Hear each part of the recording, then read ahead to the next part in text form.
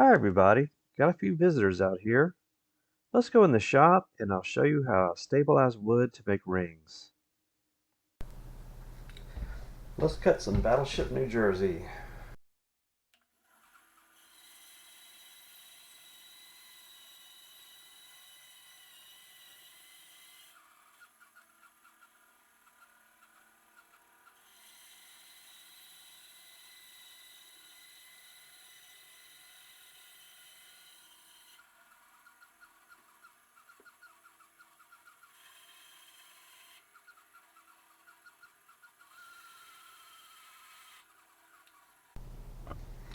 Got some Battleship North Carolina.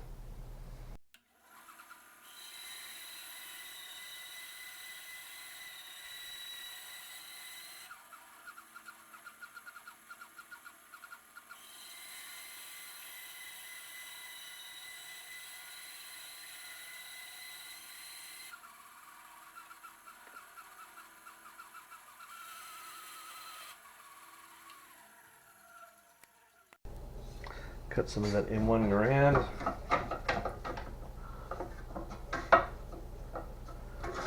that.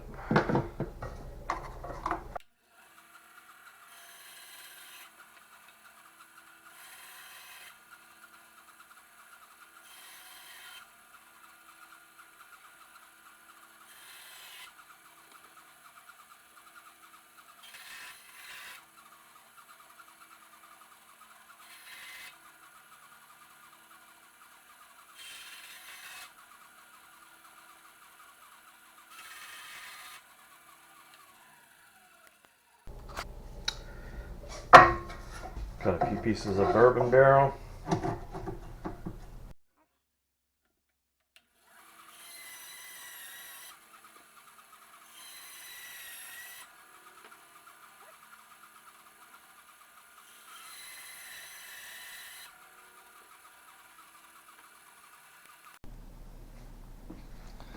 So we've cut up some wood. We got, this is the Battleship New Jersey. Put those in there. Actually, I can probably put them about like that. Like that. Battleship New Jersey. And the Battleship North Carolina. Got him. We got some bourbon barrel oak. And we got some Lebanon cedar,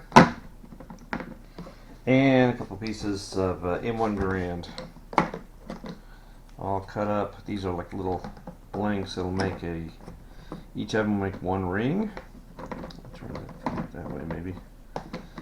And I kind of just with a pencil, what kind of wood it is, just so I don't get confused, because some of them look alike, like the Battleship teaks look a lot alike. Then I put some weight on there to keep them from floating. Just a piece of metal.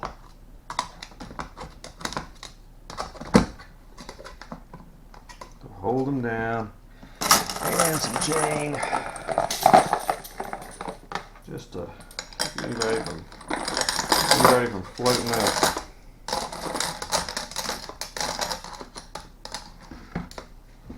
I might put the chain on first and put the metal on top. How about that? I'll keep everybody. Keep everybody weighted down. I might have to open it up and adjust it a couple of times. Let's put the chain on everybody. The metal across everybody. Alright, now we're using cactus juice stabilizing resin, and this is the stuff that will basically permeate into the wood.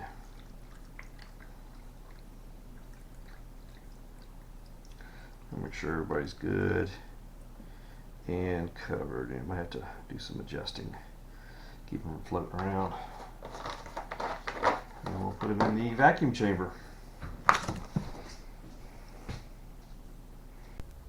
Alright, after some finagling and a piece of steel I had left over.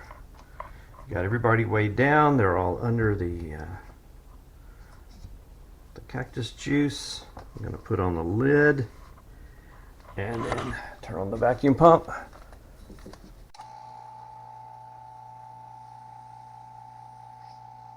the valve and pull the vacuum.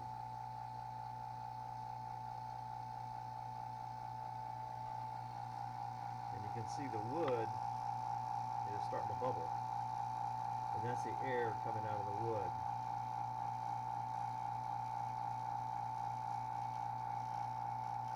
So we'll let that go for actually a couple hours.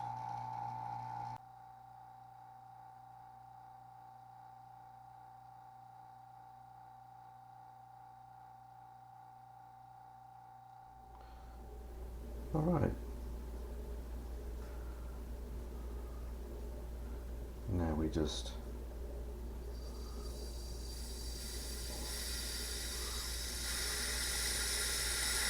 release the vacuum and let that resin go back into that wood. It'll take the place of the air that was sucked out of the wood. Just let that sit for a few hours. Well, we let the block sit in the resin overnight after we took off the vacuum. And what that does is the vacuum sucks air out of the wood, and then when you take that vacuum off and they're under that resin, when you take that vacuum off, the resin will be sucked into the wood. And then I'll show you what we do to kind of harden it like that. So now we've got the wood, little wood blanks all laid out on a piece of tin foil, all laid out like little cookies, like a sheet of cookies.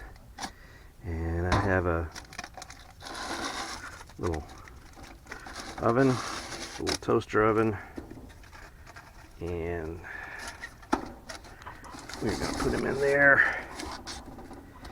and they're going to go for about 30 minutes. So we're going to set the timer for 30 minutes.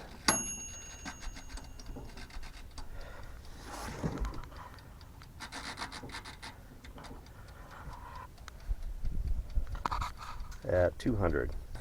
So the little wood blanks have cooked about 30 minutes and cooled off for about another 30 minutes. And now pull them out of the oven. I'm going to take them in, and now they'll be ready to make into rings. Just need to get them all separated and put them back in their little boxes. So here's some wood pieces ready to make rings out of.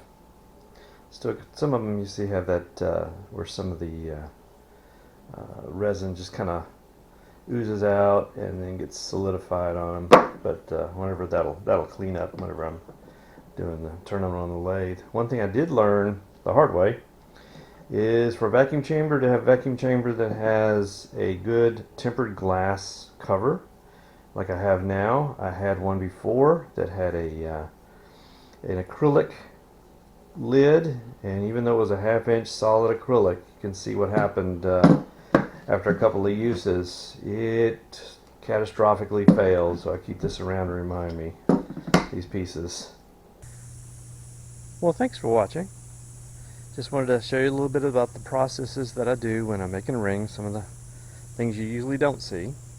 And if you're interested in a custom ring made from Lebanon cedar or Major League Baseball bat, or the wood from an M1 Garand, or the teak from a battleship, let me know. Check out hillcountryrings.com, and I'd love to make a ring for you.